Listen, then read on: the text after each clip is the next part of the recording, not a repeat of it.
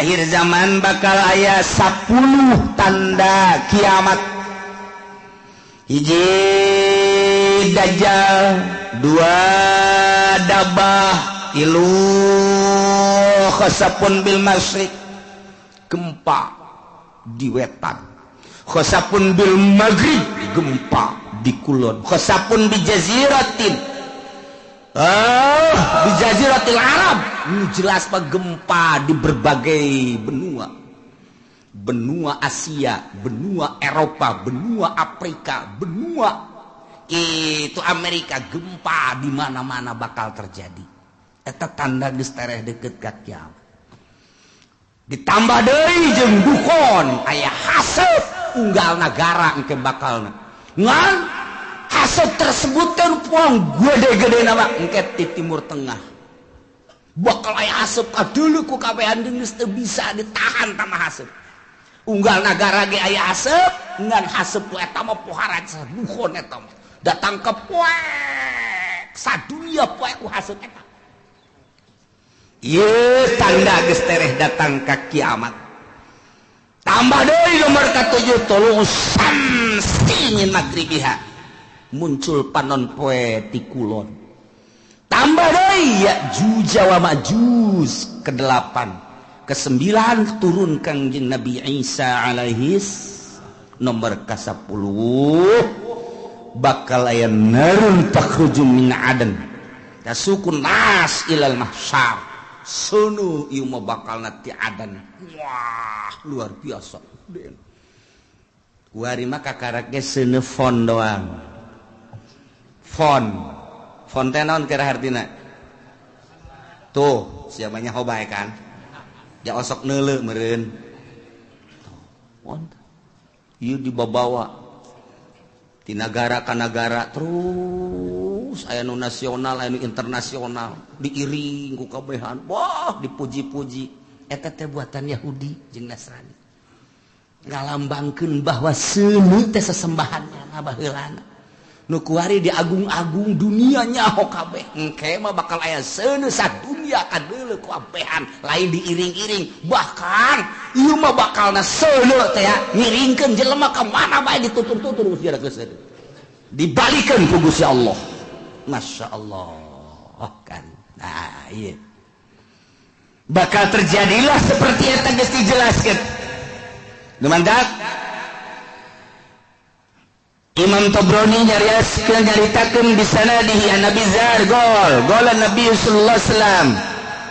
Kanjeng Nabi nyarita dina hiji poe atadruna aila tazhabu hadhihi syamsu. Mane nyaho ka mana ieu panon poe leumpang. Iza gorobat di mana surup ka mana coba hayo. Qalu cak sahabat-sahabat Allahu wa rasuluhu alam. Gusti Allah sareng Rasul anu maha uning. Cek Kanjeng Nabi inna tadhabu illa mustaqar. Nyana leumpang ka tempat cicingna tahtal arsy dihareupeun aras. Panon poe ta unggal poe asal surup aya di handapeun aras. Tidinya manehanana fatakhir ngejungkel sujud ka Gusti Allah. Unggal poe ta panon poe teh kos kitu bae ta. Unggal poe takhirus sajidah fala tazalu kadzalik. Lamun ku Allah encan dititair tapi urang parje balik deui dina sujud. Eta manehna sujud bersyukur ka Gusti Allah. Cak Allah kudang panon balik deui ka wetan. Sakumaha biasa. Unggal poe asal datang ka handapeun aras sujud cak Allah hudang. Aya balik deui. Kitu beta. Masya Allah teu eureun-eureun. Datang ka kuari masih keneh kitu bae. Bakal terjadilah engke eta panon poe teh ku Gusti Allah lain titah kana tempat biasan. Fa idza aradallahu ayutli'aha min magribiha abisaha. Ketika Allah nitah ka panon poe titah muncul di kulon diantepkeun heula panon poe teh. Henteu titah hudang ku Gusti Allah teh. Diantep bae. Datang ka kebel panon poe kok teu titah tanggah-tanggah ai. Kok teu dititah hudang ai cek Gusti Allah. kok diantep kieu datang kananya panon poe teh ka Gusti Allah. Ya Rabbi, heh pangeran abdi, inna masiri ba'id, lalakon abdi teh jauh, ieu kok diantep kieu kumaha? Cek Gusti Allah, itla'i min haitsu gorobat, kuari mah maneh muncul di tempat nu maneh suruh. Muncullah di kulon kakarak jelema kaget kabeh. Woi, ja bener horeng nu dicarita-caritakeun ku kiai-kiai teh bahwa panon poe teh muncul ti kulon. Woi, bener. Kuari itu dulu kaget kabehan eta memehna teh poek tilu peuting. Memeh muncul di kulon panon poe disekep ku Gusti Allah ditahan tilu peuting. Kanyahoanana ku ahli tahajud.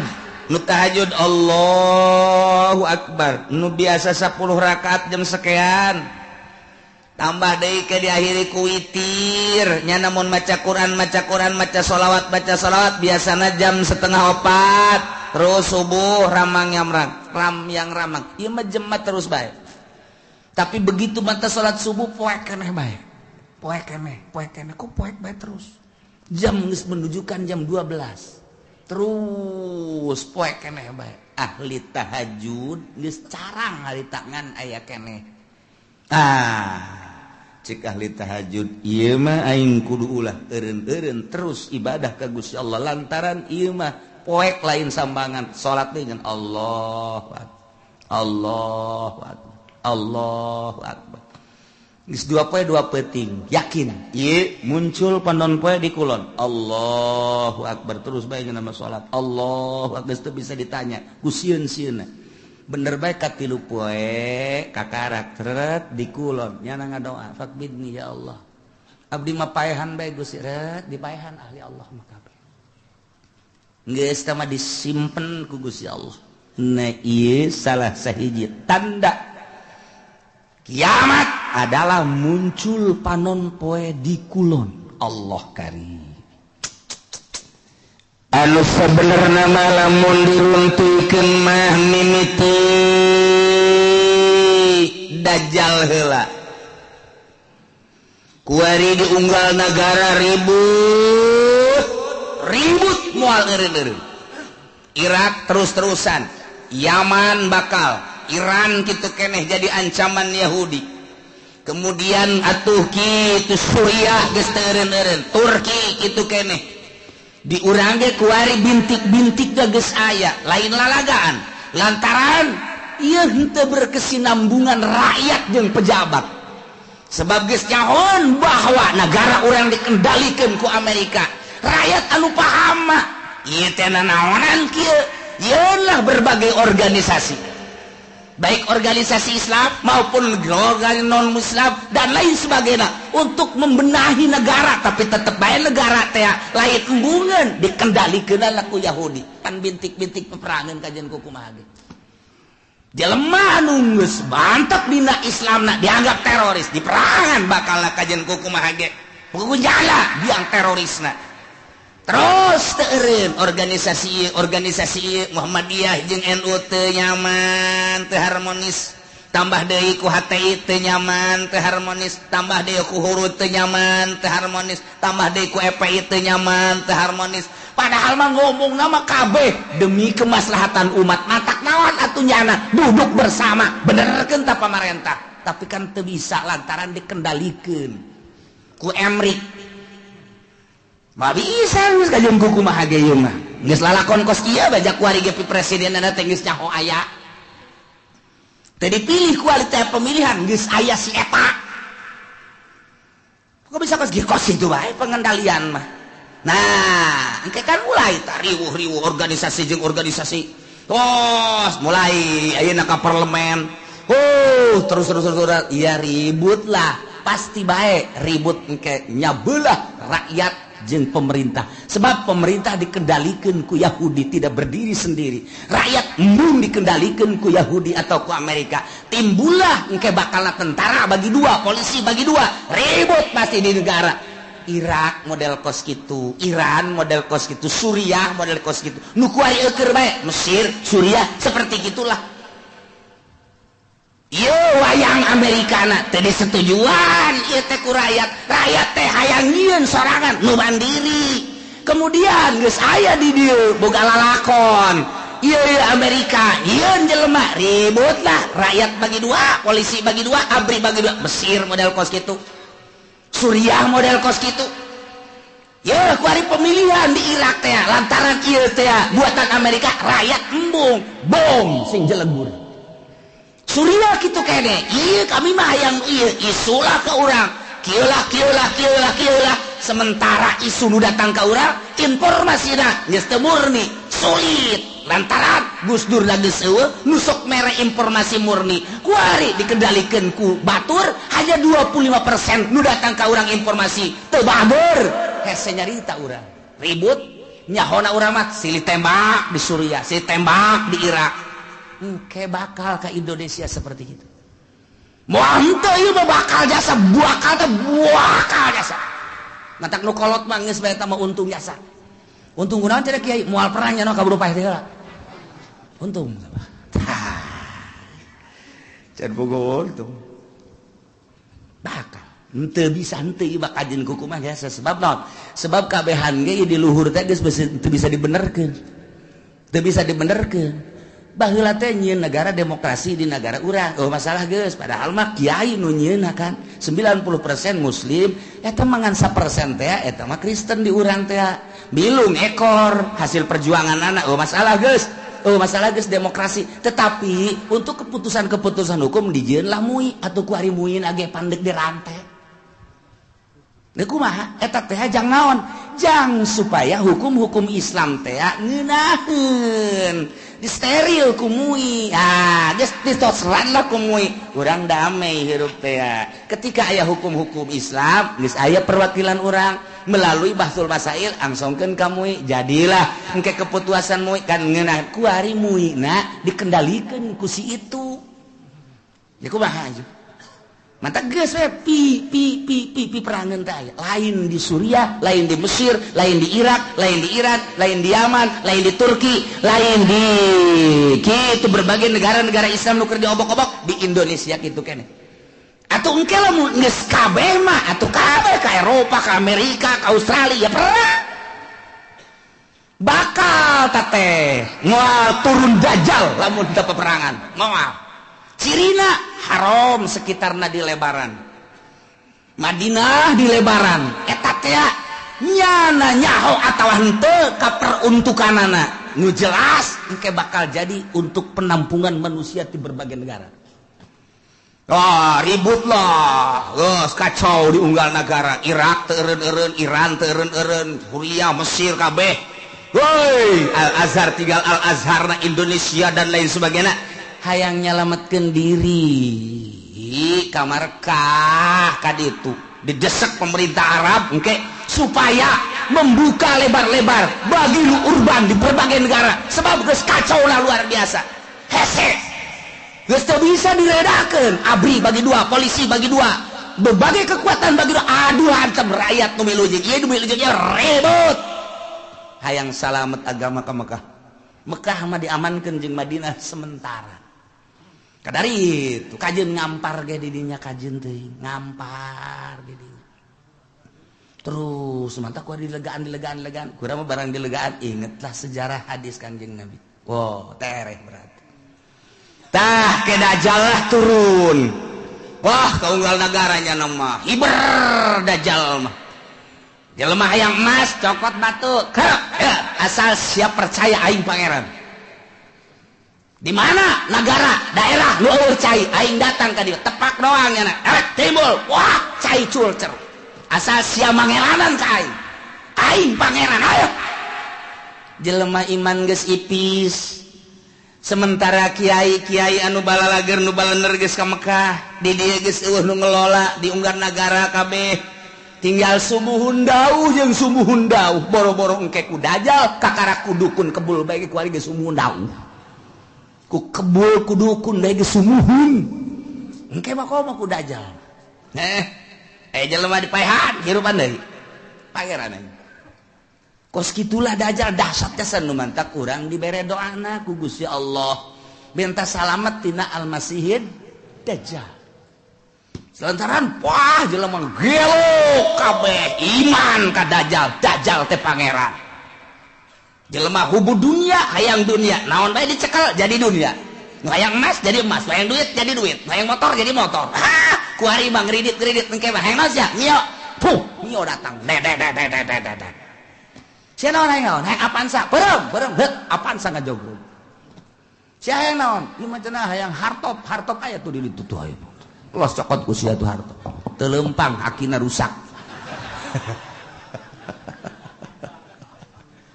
atuh geus bacem hayo sih hayang awe watu jelema ngagayag eta lah nomor kahiji dajjal nomor kedua setelah dajjal nuzul Isa turun kangjeng Nabi Isa ngan aya anu nyaritakeun memeh dajjal ieu adalah Imam Mahdi heula geus teu kuat kabeh ngadoa Gusti minta diturunkeun Imam Mahdi aya jelema kasep kemudian salat teureun-eureun Allahu Akbar pas di maqam Ibrahim Allahu Akbar nu wani ngaganggu urang Arabna urang mamana ge ku harismana ku kasepna gagahna Allahu Akbar teureun-eureun salat bae sapoe dua poe tilu poe mulai suara-suara aya nu kasep salat bae di dinya wah mulai diperhatikeun wah ieu tanda-tanda ieu bener dajjal kakarak begitu mana salam dicekel ditanya manis bu teu daek ngajawab sangarang teu daek ngajawab kabeh nyebutkeun enta dajjal enta Mahdi teu daek kakarak make sebu wallah enta Mahdi kakarak wah ditangkeu perjuangkan Mahdi ilah Mahdi nu bakal jadi kesatria eta bakal non istimewa mah berjuang melalui Imam Mahdi mantak wari geus loba tuh di Cikupa aya Mahdi hiji tapi tukang main gapleh teh mah di Bojong Mahdi hiji teman niruan sendal bae deui si Mahdi macam-macam Mahdi terus dajjal eleh ku dajjal maka segeralah nuzulu Isa turun kangjeng Nabi Isa alaihis salam dibantulah kangjeng Nabi Isa kusaha ku ashabul kahfi nu ayeuna di Yordania nu kamari kuring sadayana zarah ka ditu ieu ashabul kahfi wah buuk ngarundai ka handap lantaran besar bara 1000 tahun lah tuh di zaman Raja Dikianus datang ka ayeuna kuku para ranjang jas halis muna panjang nuantak besi aya di mana bae lubukna panjang wah ieu ashabul kahfi kajian kuku mah sing hade ulah di baturan sing hade juri ge mah ieu turun di Gunung Karang masalah ini wah gararaga muksal bina tamlikho zunwanus martunus saribunus palyastatiunus ngirta ieu tentara-tentara Allah anu bakal bareng jeung kangjeng Nabi Isa alaihis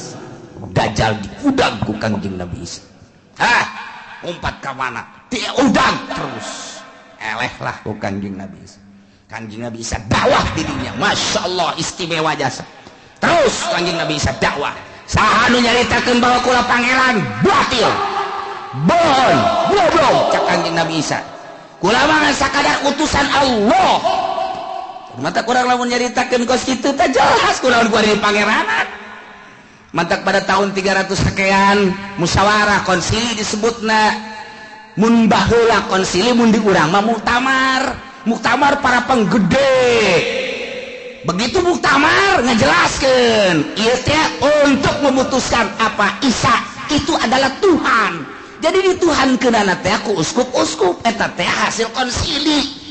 Jadi berarti hasil musyawarah. Jadi nganunghankeun pangeran ngamangerankeun ka Kangjeng Nabi Isa teh adalah pada tahun 360 sekian ta eta teh meunang hasil muktamar. Jadi masyarakat supaya nyaho bahwa pangeran teh Isa hasil muktamar disebutna konsili keblon.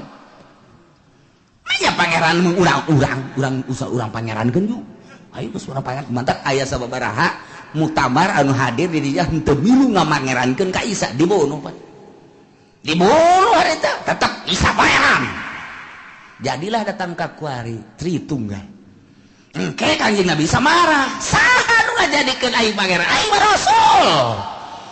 Anu kuari ngajalankeun syariat Muhammad. Akurnya da jeung Kangjeng Nabi urang. Mulai malah kawin Kangjeng Nabi sapan baheula teu kawin, da ieu kuari mah kawin ke bakalna turun ka dunia, nyana dakwah terus. Jelema istimewa kabeh iman. Nyana kawin ngan teu lila Kangjeng Nabi Isa diangkat deh maot Kangjeng Nabi Isa. Mulai kacau deui nya. Ngan nu baragus geus mulai ku Gusti Allah langsung aya angin seger asal ngambe angin eta pae asal ngambe angin eta maot nu ibadah ka Allah marah maot ya Allah ya Rabbi tinggal Cameron bakukul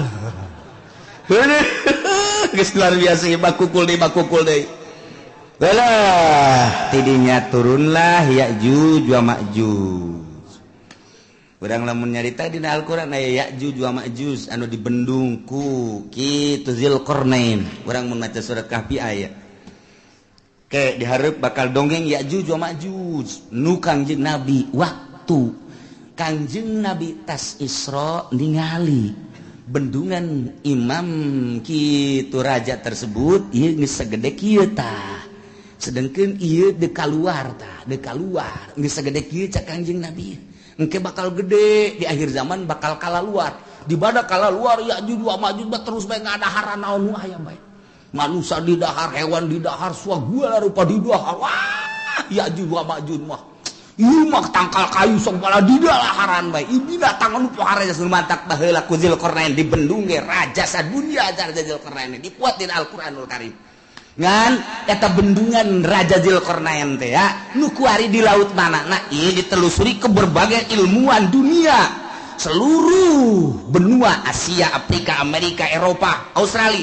Ya urang teangan coba bendungan Zulkarnain teh di mana ieu sebab Ashabul Kahfi kanyahoan Kangjeng Nabi Syuaib kanyahoan dan lain-lain sebagainya kanyahoan urut Kangjeng Nabi Elut kamari laut mati aya kanyahoan wabeh aya ieu teh di dunia nu aya dina sejarah nu di Quran teh araya kabeh kemudian piramid aya Firaun aya dan lain sebagainya aya ieu bendungan Zulkarnain ieulah anu encan kapanggih datang ka per detik ieu nah tapi geus mulai kuari kanyahoan geus mulai berbarengan jeung kanyahoanana kapal Kangjeng Nabi Nuh kapal Kangjeng Nabi Nuh teh kuari teh aya kene kapalna aya kene kapalna geus sindek urang kada itu hayu di mana cenah Kiai lah sia mah diajak ka Banten ge hararese komo ka ditu atuh di Gunung Arad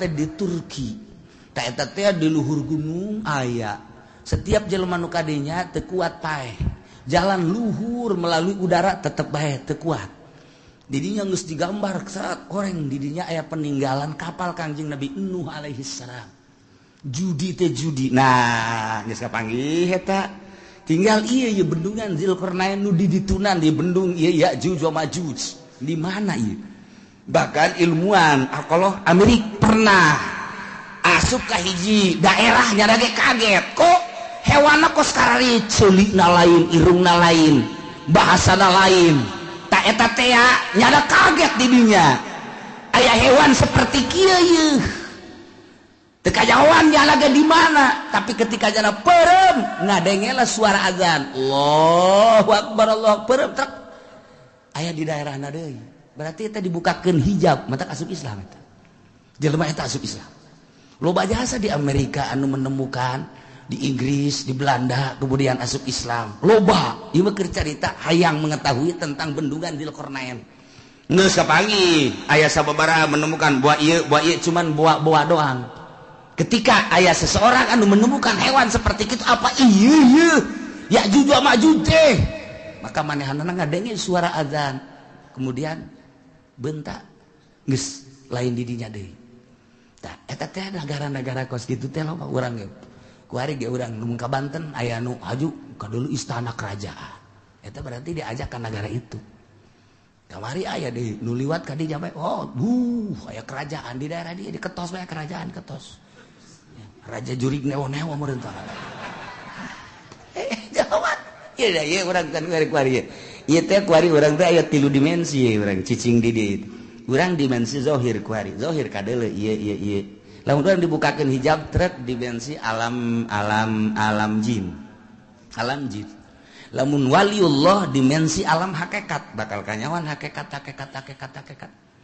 jadi ieu teh sababaraha dimensi urang mah lantaran urang mah sapira urang atuh nu kadeuleu ieu deui kapanggih ieu deui mun mingguan ka dieu jeung tukang uduk deui eta dimensi urang mah teh da ieu ke bakalna Ya'juj wa Ma'juj nah idinya kakarak summa khurujud dabbah jadi eta bakal Ya'juj wa Ma'juj engke ku Gusti Allah dihujanan blek hujan banjir pararaeh lah Ya'juj wa Ma'juj tinggal manusia-manusia anu nyilib ararae loba keneh di dunia teh dabah teh ya hewan eta nya nama letikan ti himar hampir sarua jeung himar begal cilina rancung biasangan nya nama mau patlot mau pulpen leungeunna nulisan jelema tarang ditulisan mukmin kafir geus teu bisa kukumaha nu katulis kafir wae terus sadunya mukmin kafir dabah eta mah terus nulisan eta masyaallah ieu lalakon lain lalagaan ieu pohara jasa bakal katulis nah nu geus aya tulisan mukmin tidinya langsung teu kebel mau ngeunaheun geus tinggal nu kafir siapa kafir sia ge da tarang sia sia kafir sia ge atuh kafir kabeh tah tidinya mah geus kafir engke mah bakalna awewe loba jasa lalaki kurang tak engke bakal lalaki diudag-udag ku awewe datang kelai katangkal kalapa kiih ge dilamotan ku awewe ku eueuhna lalaki tah lamun hayang mahmur engke tah aduh haju deui zina teh kuari makan masih kena di kamar masih kena di kontrakan eta anu kelas di hadap nu belah ditu da mah di hotel di tempat-tempat anu geus puguh lokasi-lokasina engke mah di sisi jalan kos kotok ieu hayang itu dibuka sleting beres geus eta geus hayang beres percis kos kotok bae geus beres geus ngan digabungkeun ku Gusti Allah gabung geus moal aya nu anakan moal aya nu anakan geus we dibere gabung bae lantaran dikiamatkeun kan moal aya budak leutik nah aya hiji dua saeutik hiji dua paling meureun sadasa hiji nu reuneuh teh geus hese ngandur gabung bae geus teu araranakan ngomongna jelema ku geus lemah-lemahna iman ketika aya nu zina ieu jelema jana zina di dinya ngan ngomong kieu dong atuh hayang mulai di dinya belah ditu kek ngan ngomong kitu doang geus teu daya teu upaya geus ku sebab zina kabehan ngan ngomongna teh kitu hayang belah di dinya atuh cekeuna belah ditu ke naon ih kita lalikan aing mah geus beres ngomong kitu ditawaran daekeun pan blon eta iyalah bakal terjadi seperti itu masyaallah kakarak summa tulu usyamsi min maghribiha kakarak muncul panon poe di kulon jadi muncul panon poe di kulon setelah Mahdi setelah Dajjal setelah Dabah setelah Ya'juj wa Ma'juj kakarak muncul panon poe nu mantak cek Kangjeng Nabi la taqumus saah moal waka terjadi kiamat hatta tatlu asyamsu min maghribiha sehingga muncullah panon poe di kulon tah ieu teh ditangtangan ku kafir teh urang Quraisy nyahoeun dina Taurat dina Injil geus dijelaskeun nu matak nyanalah aing mah daripada iman ka Quran jeung ka Muhammad maningan ge hiji bae aing cabut nyawa aing Nomor kedua mana yang disiksa ku Gusti Allah. Nomor katilu Allah maning turunkeun bae tanda-tanda kiamat. Di antarana muncul panon poe di kulon. Nu matak ketika muncul panon poe kumaha tangke bakalna. Yauma yati ba'du ayati rabbika la yanfa'u nafsan imanuha lam takun amanat min qabl. Dina poean datang sebahagian tanda-tanda pangeran yakni tere datang kiamat wahiyatul usyamsi muncul panon pemin maghribiati kulon.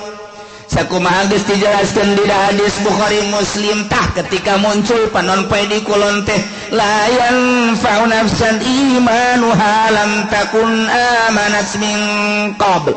Allah mangpaat kawak-kawakan ka hiji jelema ka sahabat imanuha imanna lam takul amanat min qabl anu manehanana encan iman memeh eta mah geus begitu muncul panon poe di kulon nyana can iman haji nyana nyao ieu teh tanda kiamat berarti bener kiamat teh nyana iman geus tutup pintu sigotaka teu mangpaat samasakan jujung kelan nyana asyhadu an la ilaha illallah wa asyhadu anna muhammadar rasul geus tutup tamang geus tutup bae bukan asal muncul panon poe di kulon geus tutup syahadat tinggal syahadat zikir tinggal zikir jelema kabeh bakal neangan masjid tandana masjid eta adalah hiji aya kubahan dua aya menarahan tilu aya tihangan masjid mah mantak pake tihang bae tanda masjid adalah tihang engke di akhir zaman ditareangan eta ngan geus ese neangan masjid geus areueuh lantaran dibongkaran model di urang ge kuari keur dibangun masjid di berbagai negara di berbagai daerah di berbagai sudut dibangun lantaran masih keneh nyaman jeung aman nu ibadah loba keneh di akhir coba engke lamun terus dikendalikeun ku Amerika nu jadi gubernur Jakarta kuari Ahok lamun aya Jokowi naik Ahok kafir tidak menutup kemungkinan engke Serang bupatina kafir Pandeglang bupatina kafir lamun di Jakarta Ahok engke di Serang si Cenglu oh di Pandeglang si Tegwan ayo si Tangerang si siang-siang melingseng guys udah beres kabeh ayo sia mangkaning ge bae tuh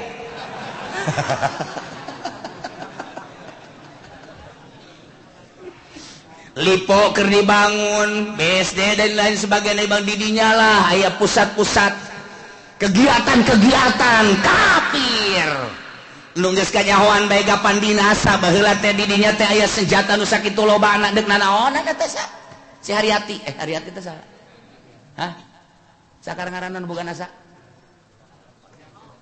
anu ditangkep teh pan sia nyaho pan babaturan sia Hartati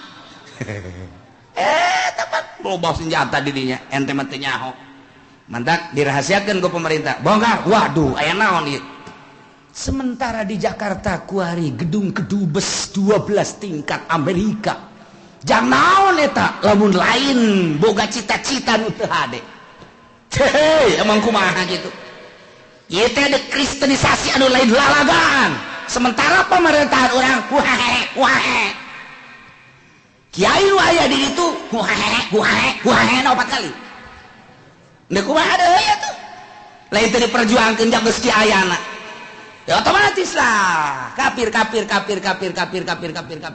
dia terus hasil dicokotan ku Amerika hasil dicokotan dan lain sebagainya urang dibangun kadeuleu geus lemahna di urang asal aya nu bergerak dianggap teroris asal bergerak dianggap teroris kan sararieun kabeh iman geus eueuh mulai gempor sudah tidak ada masjid-masjidan masjid paling hiji dua kan meureun anu dipertahankeun hayu sia tanah dibelian ku nyana nyeun gereja sadaek-daek ada kumaha deui hayu ja pamimpin urang ge nu handal nu kuat ayo deuk kumaha kabeh sumuhun dawuh ka Amerika.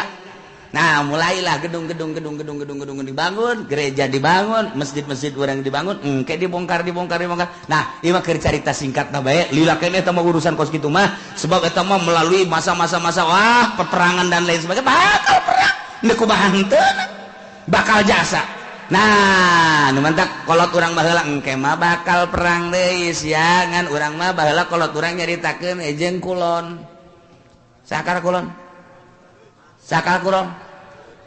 baduy jeung baduy padahal mah baduy teh horeng eta siloka baduy teh cak kolot baheula eta teh nu bakal diperangan jeung urang nyana nyahoeun ka jalan-jalan horeng Amerika eta baduy ngaranna siloka kolot eta mah ya tuh perang jeung baduy malah sabira baduy atuh horenganan cak kolot baheula tuh ke mau baduy terus kau nggak lembur nuluan jalan orang dongeng mun jeung kolot kos kitu engke bakal urang diperangan waduh baduy usahawan horeng Amerika ku ari teh geus boga satelit nyana urang leumpang ka mana we ngising ka mana we geus kanyahoan satelit Amerika teh geus kieu bae nang haye sia jepeni deuk ka mana lompat sia haye ditembak sia ku aing ngan cak Amerika moal ditembak paeh ti heula ge satelit geus kieu bae hayo coba urang gambaran letikna boga urang internet deh hayang nyaho daerah anu trek pencet asal nyaho bae urang blokna pencet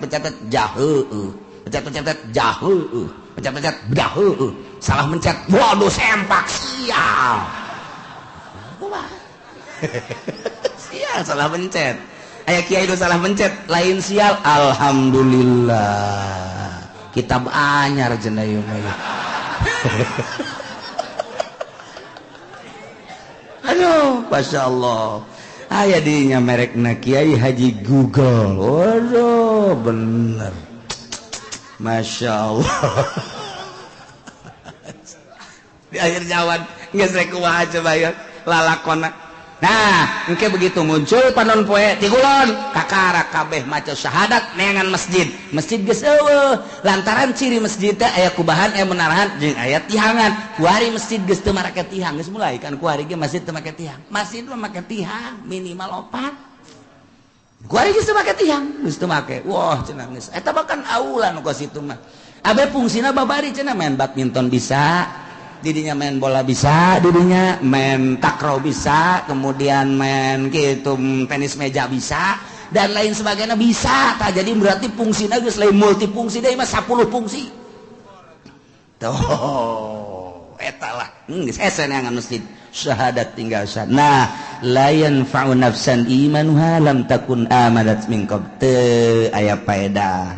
Jujungkelan kafir-kafir kabeh para maca syahadat percaya ieu teh kiamat lantaran panonpet timbul ti kulon tetep teu aya mangpaat aw nafsan lam takun kasabat fi imaniha atawa awak-awakan anu tadina manehanana teu pernah ibadah teu aya mangpaatna nyana iman nama ka Gusti Allah cuma teu pernah salat teu pernah puasa harita mulai tobat ka Gusti Allah la tanfa'uha taubatuha teu mangpaat tobatna geus bae doraka bae sanajan nyana tobat tutup pintu sigotaka tobat-tobatan hari itu ngeusat Masya Allah kul bejakeun Muhammad intaziru tungguan gitu ahada hadhil asya nu tadi dicaritakeun tanda-tanda deukeut ka kiamat diminiti dajjal mahdi dajjal ya'juj kanjeng Nabi Isa kabeh datang ka muncul panonpet tungguan bejakeun tungguan engke bakal cak Gusti Allah ku aing diayakeun di akhir zaman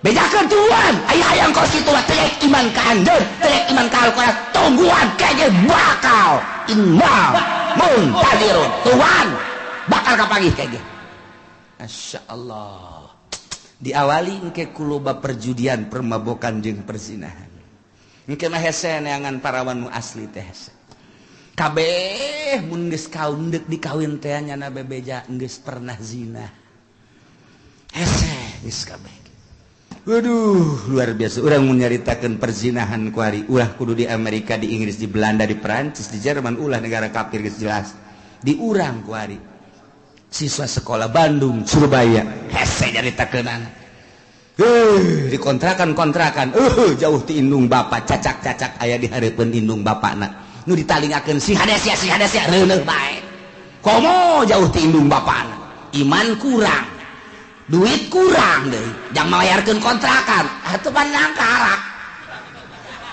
kumaha deui kenapa pandang karak atuh ieu saya yang penting ada yang bayarin kontrakan cenah teh Enggak bagus gitu. Kececes beres-beres. Eta ya kececesan segala.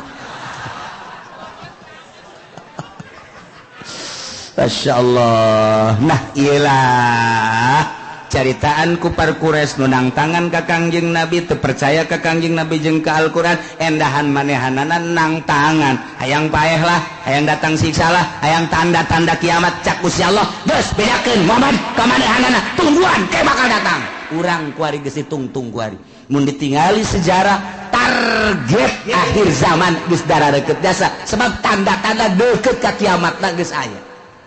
Maka geus bae kuari mah urang mah sakadar ngaji ieu mah supaya nyaho jang naon jang supaya urang bisa mengendalikan diri abeh urang salamet fid dunya wal akhirah lantaran hese deuk dikukumakeun ge ieu mah geus bae urang jeung urang jang urang bae geus urang rapih ke anak urang di akhir zaman mah kuari geus teu boga TV teu boga HP teu ngridit wali geus sakitu ge geus teangan coba nu teu boga HP hese gas aya cenah kula teu boga kiai benar sia leungit can meuli deui laon pandema henteu timbul ti nurani atuh kiai bae boga HP da 3 kiai nu hiji diceuli nu hiji diceuli nu hiji diirung laon bantak kiai atuh komo pedagang atuh masyaallah eta mah terserah ieu mah keur nyaritakeun karusakan nu warokna mana na ieulah urang ngaji supaya nyaho horenganan karusakan teh geus darareukeut jasa urang salametkeun diri urang eueuh nu leuwih karunya ka diri urang iwal ti diri urang salametkeun diri urang pamajikan urang anak urang urang luruskeun menuju Allah Subhanahu wa taala innal ladzina farraqu wallahu a'lam.